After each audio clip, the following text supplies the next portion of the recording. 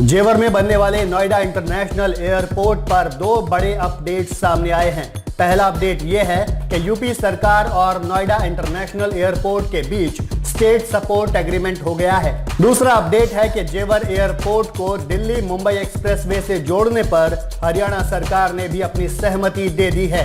पहले बात करते हैं पहले अपडेट की। इसके मुताबिक 1 मार्च 2021 को नोएडा इंटरनेशनल एयरपोर्ट और यूपी सरकार के बीच स्टेट सपोर्ट एग्रीमेंट पर दस्तखत किए गए। लखनऊ में हुए इस एग्रीमेंट के बाद अब यूपी सरकार एयरपोर्ट तक सरफेस एक्सेस उपलब्ध कराएगी और उसमें लगातार सुधार करेगी। अब यूपी सरकार एयरपोर्ट के लिए पानी, बिजली और सीवरेज जैसी बेसिक सुविधाओं का इंतजाम करेगी।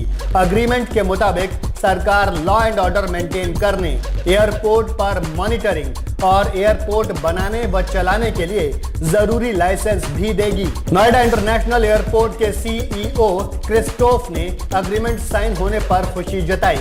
उन्होंने कहा कि ये एग्रीमेंट एयरपोर्ट प्रोजेक्ट के लिए एक बड़ा माइलस्टोन है। उन्होंने कहा कि यूपी सरकार और नोएडा इंटरनेशनल एयरपोर्ट के बीच साझेदारी अब और मजबूत हो रही है।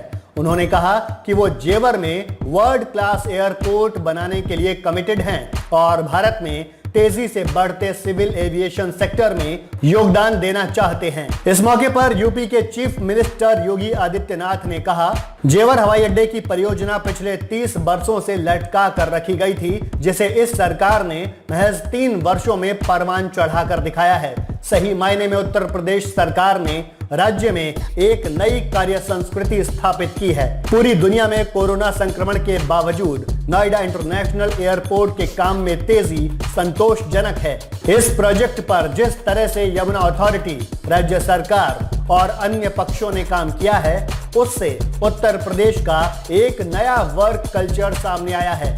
मुख्यमंत्री ने कहा कि सरकार जेवर एयरपोर्ट के लिए कनेक्टिविटी, सेफ्टी, सिक्योरिटी, क्लियरेंस और यूटिलिटी पर खास जोर दे रही है। चीफ मिनिस्टर ने कहा कि यह मामला पिछले 30 साल से अटका पड़ा था। लोग फैसला नहीं ले पा रहे थे कि एयरपोर्ट कहां बनाया जाए, लेकिन हमने मार्च 2017 में सरकार बनने के साथ ही तय कर लिया था कि इंटरनेशनल एयरपोर्ट जेवर में ही बनाया जाएगा। स्टेट सपोर्ट एग्रीमेंट कार्यक्रम के दौरान चीफ मिनिस्टर ने Yamuna expressway industrial development authority के सीईओ अरुणवीर सिंह और गौतम बुद्ध नगर के डीएम सुहास एलवाई को खास हिदायत भी दी है। सीएम ने कहा कि दोनों अधिकारी इस बात का ध्यान रखें कि जिन लोगों ने एयरपोर्ट के लिए जमीन दी है उन्हें कोई भी तकलीफ ना हो। जेवर बांगर में इन लोगों के लिए जो टाउनशिप बनाई जा रही है उसमें हर सुविधा समय से पहुंचाई जाए और हर हाल में अप्रैल तक टाउनशिप का काम पूरा हो जाना चाहिए। नोएडा इंटरनेशनल एयरपोर्ट से जुड़ा दूसरा बड़ा अपडेट यह है कि इसे 1250 किलोमीटर लंबे दिल्ली मुंबई एक्सप्रेसवे से भी जोड़ा जाएगा। दिल्ली मुंबई एक्सप्रेसवे हरियाणा के बल्लभगढ़ से गुजर रहा है। जेवर इंटरनेशनल एयरपोर्ट से दिल्ली मुंबई एक्सप्रेसवे की दूरी लगभग 31 किलोमीटर होगी। दोनों को जोड़ने के लिए लगभग 31 किलोमीटर लंबा हाईवे बनाया जाना है।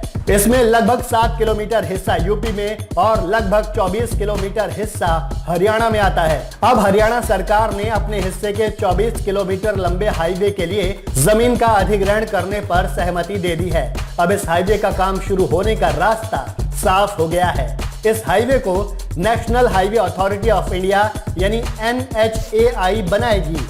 दिल्ली मुंबई एक्सप्रेसवे का निर्माण NHAI ही कर रही है। इस 31 किलोमीटर के हाईवे बनने का फायदा यह होगा कि जेवर एयरपोर्ट से IGI एयरपोर्ट तक का सफर सिर्फ 1 घंटे में तय किया जा सकेगा।